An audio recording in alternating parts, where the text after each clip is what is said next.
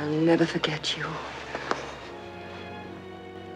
Anthology series have always been a staple of the American entertainment diet. Most people now are fans of anthology series like Channel Zero, American Horror Story, and Black Mirror. Long before any of these series came into existence, there was The Twilight Zone. The Twilight Zone was a groundbreaking anthology series that started it all. Yes, almost all horror movies or series that you watch have been influenced by The Twilight Zone. Don't believe us? Well, let us be your guide and take you to an unknown realm called The Twilight Zone. Before we go into our explanation, we have a very small request. If you like our content, please support us by subscribing to our channel. This is a small click for you, but for us, it means a lot. Thank you. Let's begin.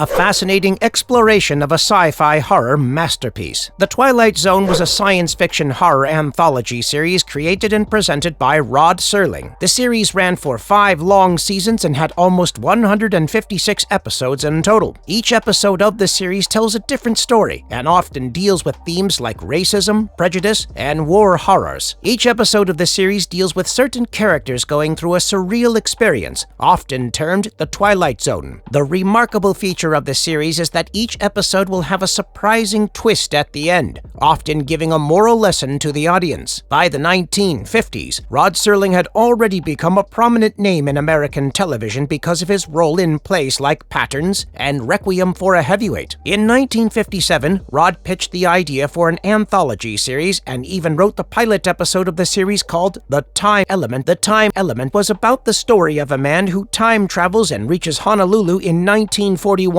and tries to warn everyone about the impending attack of Pearl Harbor. The story was fascinating but was rejected and shelved. However, Burt Granit, the producer of Desilu Playhouse, picked up the story and integrated it into one of the episodes of the Desilu Playhouse. The episode gained traction and was loved by many because of the science fiction element of the story. This gave Rod enough leverage to convince CBS for his own anthology TV series called The Twilight Zone. The series started out as a brainchild of Rod Serling, where Rod did almost all the heavy lifting. He wrote and co-wrote almost 92 episodes from the 156 episodes of the series. He appeared as an on-screen and off-screen host for the whole series, giving a monologue about the themes of the story at the start of each episode and also giving a preview at the end for the next episode. He also made a cameo appearance in the final episode of the first season titled A World of His Own. Rod was highly appreciated for his efforts and was even awarded with the Emmy Award for dramatic writing. The show ran successfully for the first 3 seasons without any problems and was considered one of the best anthology series of all time. However, despite its successful run, the series was actually canceled after the 3rd season itself. The reason was fair and straightforward. The show did not have a sponsor. Rod and CBS tried their best to find a sponsor for the show but were unsuccessful, so The Twilight Zone was replaced by another show called Fair Exchange. The decision was taken by James Aubrey, the then executive of CBS and one of the primary drivers behind the shelving of The Twilight Zone. However, Fair Exchange did not do well, and The Twilight Zone finally found a sponsor. So Rod Serling came back with a 4th season, but something seemed off. The previous 3 seasons had a running time of about 30 minutes per episode, but this 4th season had episodes that were an hour long. There was nothing wrong with it, but it just did not sit well with the audience, who were accustomed to the 30-minute episodes. They felt that the show lacked its previous storytelling and was just stretching the story to be an hour long. Thus, when the series was renewed for a 5th season, it reverted back to its 30-minute episodes. However, there was another problem. Despite the final season being home to some of the most remarkable stories from the series, like The Masks, Nightmare at 20,000 Feet, and Living Doll, the season did not really click with the audience and received mixed ratings. This gave James Aubrey another reason to cancel the show. By this time, Rod also felt creatively drained out and did not want to fight for the show anymore. Thus, he sold the rights of the show and left the show, leading to the end of one of the finest anthology series to ever have been made. If you're wondering who won the tug-of-war between James and Rod, then we better tell you that Rod later found unimaginable success with Night Gallery and The Planet of the Apes. On the contrary, James Aubrey was fired from CBS in 1964 due to constantly headbutting people from the industry.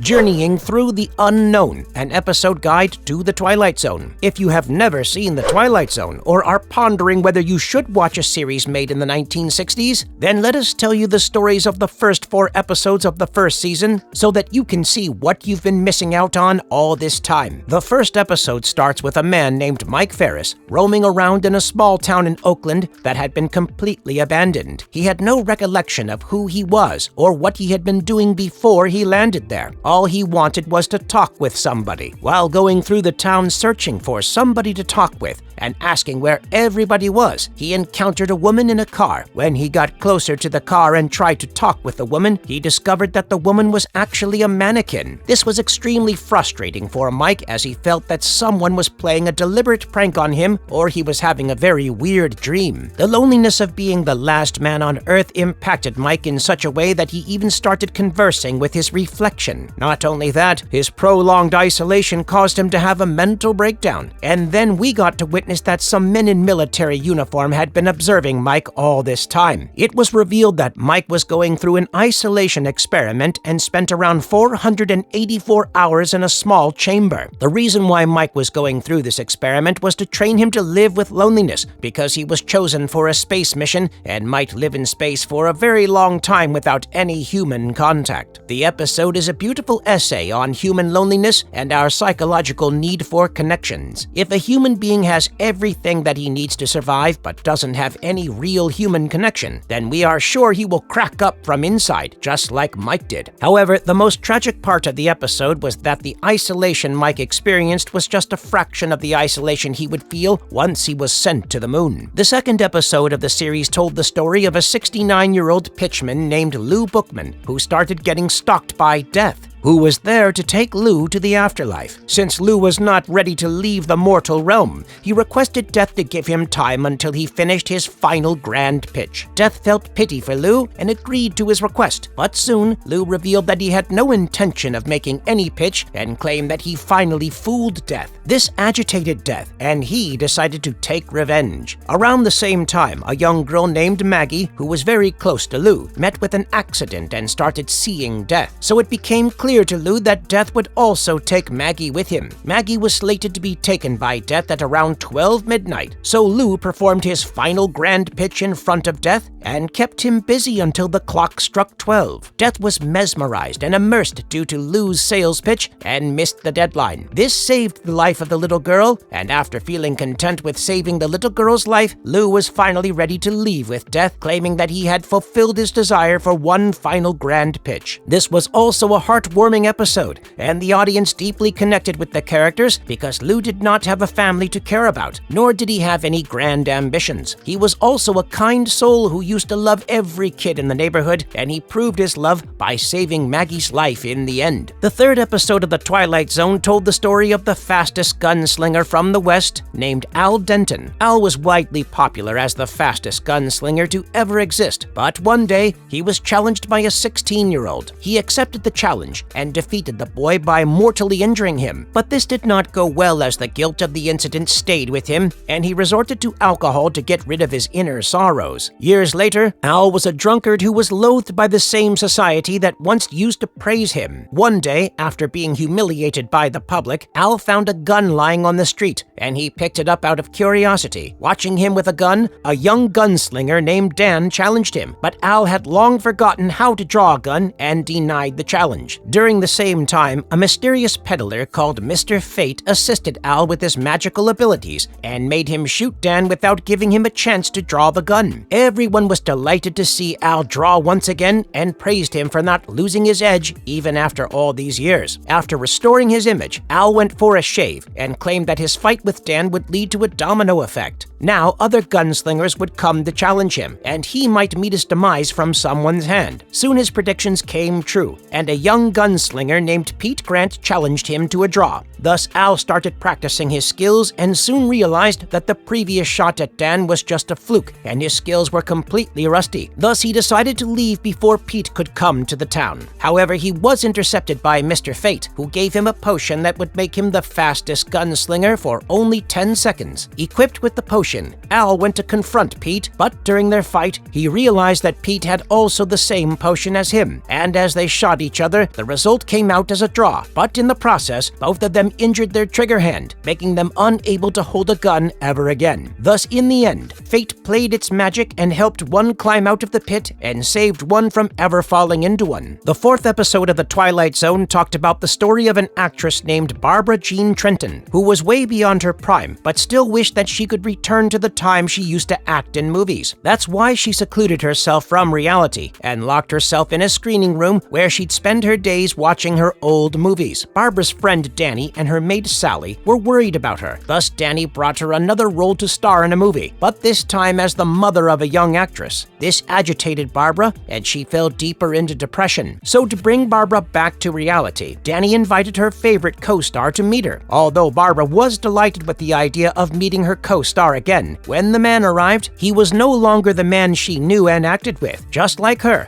co-star had also aged and became an old man. This prompted Barbara to wish to go back to the time when she was an actress. Thus, something peculiar happened, and she got transported to the world of her movies. When Danny came to see her, she had already left reality to live in the movie world. This was probably one of the most mind-bending episodes of that time, and that's what got the viewers to love this series. Every episode, along with giving a few lessons, tells stories and keeps viewers hooked until the end in search of answers. Not just these 4 episodes, but every episode of The Twilight Zone is a world of its own. Even though it was aired almost 65 years ago, it still keeps you entertained, and you'll probably find yourself binge-watching it in anticipation of what's to come. Love her already.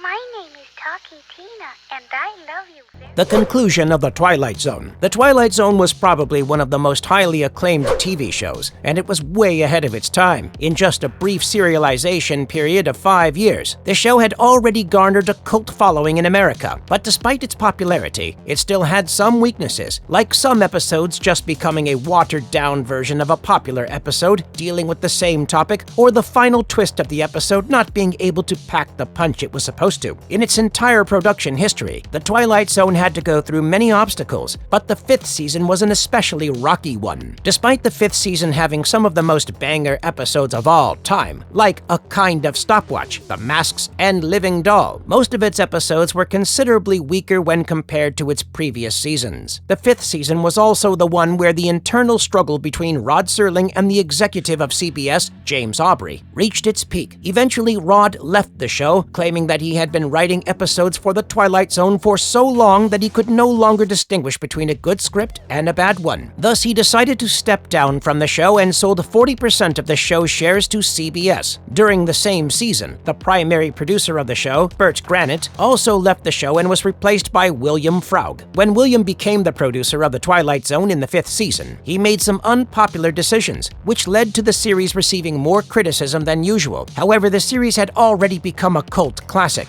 and the creators of the series tried to revive the glory of the series with multiple sequels and even a movie. There was an attempted recreation of the series in 1985 titled the same but without the presence of Rod Serling. Even though the series reimagined some of the iconic episodes of the original Twilight Zone, it could not recreate the magic of the original one. There was another attempt at recreating the show in 2002, but the makers were unsuccessful at tapping into the magic of the original Twilight Zone. Recently, in 2019, another series titled The Twilight Zone was greenlighted, and this time too, they recreated some of the most iconic episodes of the original series and added some new ones. The best part about this rendition is that it had more A-list actors in the series, which significantly increased the mass appeal of the series. However, this new Twilight Zone also failed to impress the audience and was hence shelved. Apart from all of these attempts to revive the series, there was an attempt to reimagine the Twilight Zone in the form of a movie. The movie was released in 1983 and produced by Steven Spielberg. The movie told 4 stories, out of which 3 were remakes from the original series, and 1 was a partial reworking of an original episode but not a complete remake. All of these attempts to recreate the Twilight Zone were commendable, but none of these renditions were successful. The original Twilight Zone still sits at the top as one of the best anthology series ever made, and the credit for the show's success goes completely to Rod Serling.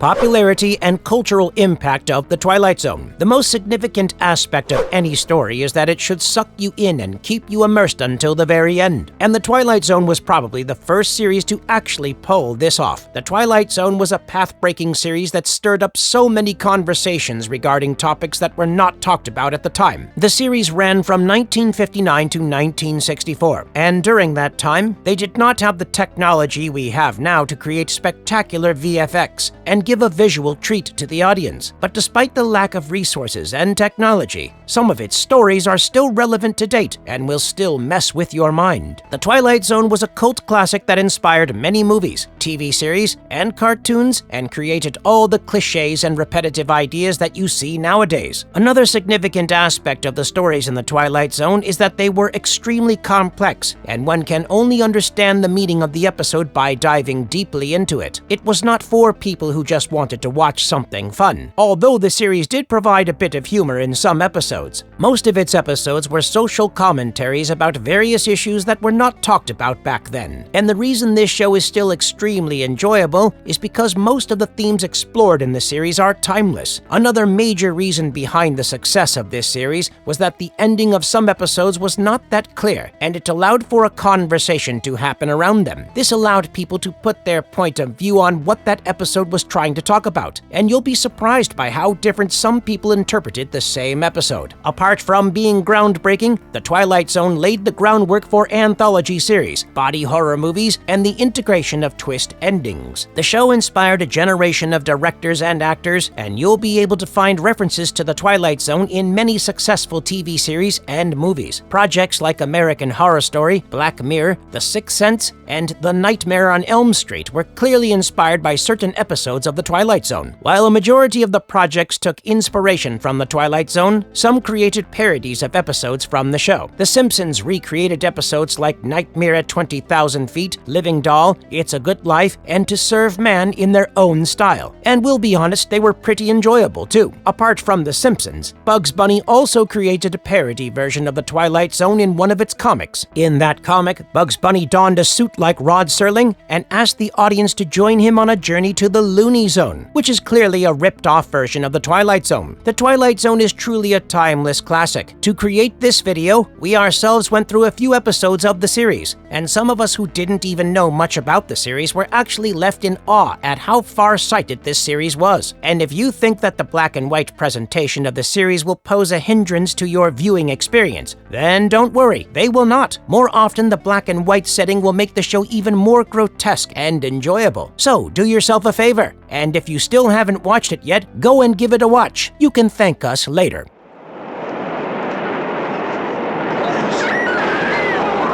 Marvelous verdict. We live in a time where we are constantly bombarded with movies and series that supposedly have a twist ending, leaving us awestruck. However, almost all movies and series fail to deliver on that promise. This might also have to do with the saturation of how many thrillers and movies we have already seen that have a twist ending. But we promise you, The Twilight Zone is an experience like no other. Even though you might have watched countless thrillers, you'll still be unable to guess what will happen in most of the stories. Each story from The Twilight Zone is an experience that can only be felt and cannot be described. So we urge you to watch it right now and let us know your thoughts in the comment section. With that being said, if you like our content, like it and subscribe if you haven't already. Have a good one and be safe. Thanks, everyone.